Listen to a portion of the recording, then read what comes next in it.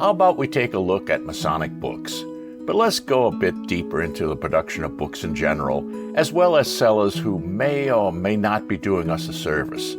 I'd like to share my thoughts on how we should evaluate both so that we can get the most for our money. First off, let's look at how we get our books and what makes a quality book. I've been a Masonic book publisher for over 30 years now, but prior to that, I worked for many years in the printing industry. I've worked in offset printing, instant printing, and actual letterpress printing. For several years, I was employed by the last letterpress shop in New Orleans. I operated small hand letterpresses and the large automatic presses. Back in the day, there were rules as to what could be identified as a printing press and what could only, by law, be considered as a duplicator. A printing press was defined as a letterpress and only a letterpress. An offset press was called a duplicating machine. There was a very real snobbery in the classification of who was and who was not real printers and real printing presses. No such rules or laws exist today, as you can only find letterpresses in a few specialty printing shops. The entire industry has changed, actually, a few times. I came into the printing business at the tail end of a unique time when letterpresses were on their way out, but they still exerted influence on the printing industry. I'm not going to go into a full history of printing, but only say that in the 1940s and 50s, offset presses were proving to be high quality, fast, and far less demanding to operate than the letterpresses. But they were not letterpresses, and they could not call themselves printing presses. Letterpress operators dismissed these new presses as cheap imitation of real printing. The same offset presses are today the ones that are said to produce real printing. Times have changed. So, are offset presses good? You bet they're good. So why were the real printers, the letterpress operators, so upset at these new machines? Simply put, they required a new skill set to operate and put letterpress operators, and especially typesetters, out of work. It was an industry change that was better for the general public and the industry, but not so much for the letterpress operators and small print shop owners. Offset presses use thin metal plates to print or duplicate from an original. Large cameras would photograph an original, and using the same method as to produce a photograph, develop the plates with the original burned into the plate. The metal plate was then attached to the press. The offset duplicating machine, or press, would use rubber rollers to carry ink that would roll over the plate, covering the plate with ink. Other rollers carrying water with a solution would also roll over the plate, washing off all the ink except in the areas where the text or image were burned into the plate. The plate would then roll over a rubberized cylinder, transferring the image there, and then that cylinder would roll over the paper, transferring the image to the paper. The printed page would then roll into a delivery tray. That was it. No more typesetting using lead type, and they were so much faster than a letterpress. As for quality, well, it seems to be subjective and depended on who you asked. Letterpress operators would swear that offset printing was less quality, but offset operators would argue that offset quality was indistinguishable or better. Offset printing ended up replacing letterpresses because business owners realized that if there was any loss in quality, it was far made up by the speed and less difficult to operate offset presses. In the 1960s and 70s, technology continued to develop, and companies such as Xerox and IBM came out with new, improved photocopy machines. I was working in an offset printing shop when we leased a large commercial copy machine. We had it in the front of the shop as a self-service machine for people who only wanted 1 or 2 copies of something. Around this same time, new developments in offset printing were taking place. New paper plate cameras were invented, which were along the same lines as a Polaroid camera. These new cameras, with attached developers, were showing up in more and more shops, which became known as instant print shops. There was a large flatbed table with a glass on top, under which you would place the original. A photo was taken of the document, and a paper plate was processed inside the camera. In a few minutes, this one-time use plate would pop out the back of the camera. A solution was rubbed on the plate, and it would be attached to the press. The printing process would then be the same as with a metal plate, except where a metal plate could produce thousands of copies before the text would deteriorate. A paper plate would only be good for about under 1,000 or so copies. But on short runs of 500 or less, it was hard to tell a difference.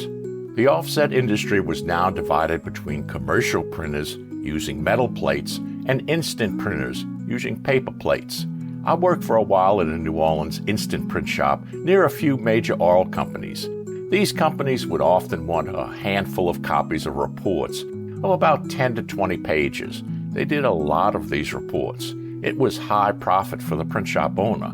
The problem was that they wanted them very quickly, and they often came to the shop all at once, creating a backlog of work. But these jobs did make up a good bit of the company's business.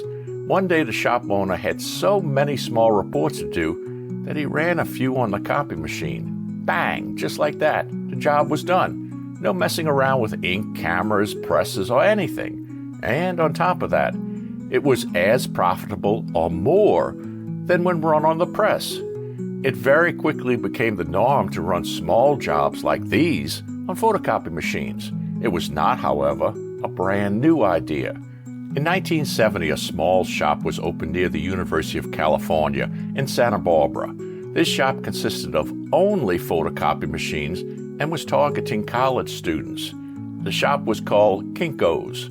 It was a hit. Before long, Kinko's copy shops were opening all over the country. The idea was simple. If you had something that you needed reproduced, bring it to Kinko's, and you can quickly get copies. The good side of this was that you could get copies of most anything, and it was not that expensive. Sure, it was not the same quality as offset printing, but most of the customers didn't know or care. They wanted copies of their book report or whatever now, and Kinko's could get them copies now. During the 80s and 90s, photocopy technology was also booming. Copy machines were created that could handle most anything from business cards to large maps. The reports that were so profitable but time-consuming for instant print shops were pieces of cake for Kinko's. Copy machines could collate small reports and staple them together all inside the machine. The printing industry was revolutionized. It wasn't long before someone wondered if they could reproduce books by using copy machines. The answer was yes. Early on, stapled and spiral-bound books were created all inside the copy machine. Even card covers were added inside the machine. But what about soft-cover, perfect-bound books?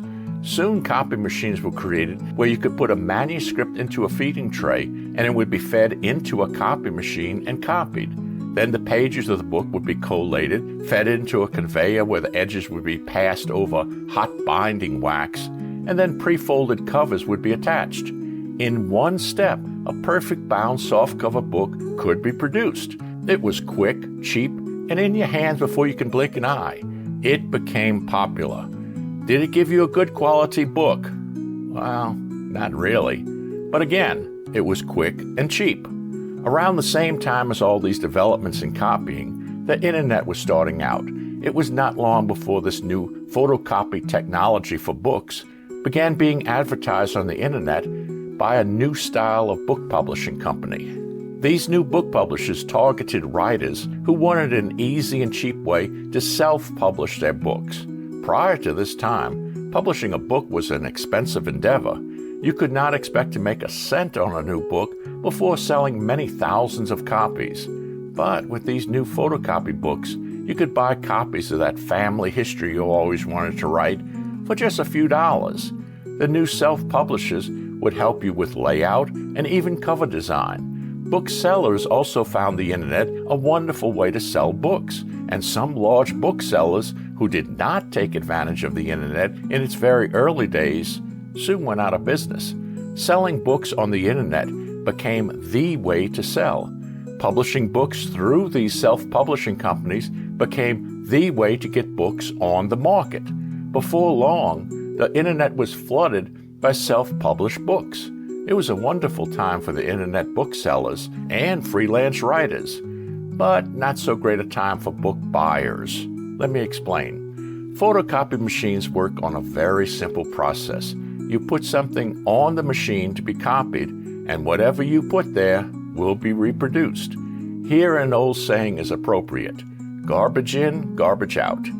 The copy machine does not care what you give it to copy. It will copy anything. The standards of the book publishing industry dropped dramatically. There are several reasons why these standards dropped.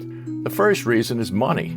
Prior to the photocopy self-publishing technology, book publishing was an expensive business. It cost book publishers a great deal of money to publish a book. Even before a book saw a printing press, large investments were made into copy editing, layout, and cover design. The quality of the writing had to justify the large investment of the publisher. A standard run for a commercial book publisher could be 100,000 or more copies of a book. It was often considered a necessary run for any book that hoped to turn an acceptable profit for the publisher. But for these self-publishing companies, a writer could get a single copy of his book with little to no investment. A writer could not only get a copy of his book, but he could see it for sale on the internet. Sure, they would have to do the editing, layout, and cover design themselves, but these self-publishers made it reasonably easy. Before long, the internet was flooded by self-published books. At first, it seemed like a good day for the readers. All sorts of new books were on the market, but it soon became something less than enjoyable. One problem, and simply put, was that the writing of many of the self-published books was far from an acceptable quality. Readers would buy books because they thought the subject might interest them, only to find out that it was not much of an enjoyable reading experience. Writing a book doesn't mean that it's a good book, but there were also additional problems. The photocopy machines that were used in the copy shops and self-publishing companies use a process that needs to be understood. When something is printed using any type of printing press, the ink stains the fibers of the paper. The paper is permanently changed. The ink will remain on the paper for as long as the paper exists. Early photocopy machines used a powdered toner that was attached or stuck to the paper by an electric charge that ran through the toner when the paper passed through the machine. When you look quickly at the paper, it seemed like something that was printed because the image was on the paper. The problem was that this electric charge did not stain the fibers of the paper like ink. The charge simply bound the powdered toner to the surface of the paper. It was not designed to be there forever. Early photocopy machines might see the toner, or words, falling off the paper in a matter of months or at best a couple of years. For reports that were read and then tossed, this was unimportant. But for books or anything that you wanted to keep, it was a big problem. As technology improved, the lifespan of the words on the paper was extended, but for only about 50 or so years at best. Additionally, if the electric charge was too low or too high, other problems were created. A charge that was too low would result in a very short stick time for the toner or the words. A charge that was too high might result in other problems. Since the job of the charge was to stick the toner to the paper, if the charge was set too high, it could result in the toner sticking to both sides, resulting in pages sticking together. The all-around quality issue of these photocopy books resulted in very bad reputations for this new industry. And then there is the matter of Masonic books. I well remember my early days of Freemasonry being frustrated when I would see lists of recommended Masonic books. I would try to locate these books on these must-have lists, only to discover that most of them were long out of print. I would have to search used bookstores for copies of whatever I sought. Sometimes I would get lucky, but other times I would be left wanting. But with this new self-publishing movement that was taking place, Freemasonry was not left out. Before long, I started seeing many of these long out-of-print books available as reprint by photocopy publishing companies. Delighted to see some of these books on my must-buy list, I bought a few of them. but I was more than disappointed at the quality of the books that arrived. I paid good money for books that were many times almost unreadable. 4 or 5 pages in a row might be so burned out that I could only see a few letters on the pages. Pages would be stuck together or printed almost sideways. The quality was horrible. This was not the type of books that I was used to reading. Sure, I understand that mistakes in printing can happen with any print job. Even with major, well-respected companies, printing errors can happen. But when the replacement copies of the bad copies were delivered, the exact same problems existed. These were not printing errors. It was the quality of the originals. It was clear that rare books were grabbed and then quickly scanned with little to no care of quality. I was both angry and exceedingly disappointed. It was this frustration that gave me the push to use my printing experience to create my own book publishing company. I would sometimes spend weeks cleaning up text from very old Masonic books. Most of the time, no one knew the work that was often involved, and I guess that's the way it should be. Today, digital technology or computer technology is light years away from what it was in the early days of these photocopy machines. A digital print, when compared to the old continuous tone photocopy, is almost like talking apples and oranges. The electrostatic charge process has completely changed, and the problem of toner falling off the pages is no longer an issue as in the past. The process used today also does stain the paper fibers, almost as the process of printing with ink. When everything is considered, the quality differences today between print-on-demand digital printing and offset printing are limited to the quality of the writing, layout, and design of the book. I've seen offset printed books that are far less actual quality than digitally printed books. So, why do we still have offset printing if digital printing is for all intended purposes of equal quality? Well, cost is a major factor, but it's not the only factor. Many book publishers, small and large, use both offset and digital printing depending on the book or the run number. For large numbers, meaning thousands of copies, offset printing is by far cheaper. As a rule of thumb, the bulk of the cost involved in offset printing comes during the production setup. Once the big presses are up and running, the per-book cost is far cheaper than the per-book cost of print-on-demand digital books. But on the other hand, if you want a small number of copies, then print-on-demand will give you a much smaller overall cost. Large book publishers today utilize both types of printing depending on the goal of the copies being printed. By that I mean books designed as promotional or advanced copies will most likely be digital print-on-demand, as they will not require substantial amounts of copies. When a large publisher releases a major publication with 100,000 or more copies going out, you can be assured that it is offset printed, as the cost would be astronomical if they use print-on-demand technology. As for print quality, they are almost indistinguishable today. Today, the market for books is wide and many times demanding. Many have firm ideas as to what they want and what they will accept. Others have no idea or don't care. Print-on-demand still often has a stigma from the early days of photocopied books. It's mostly not justified, but it is there. It's one reason why many printers and publishers are not completely open about discussing the process used for specific print jobs.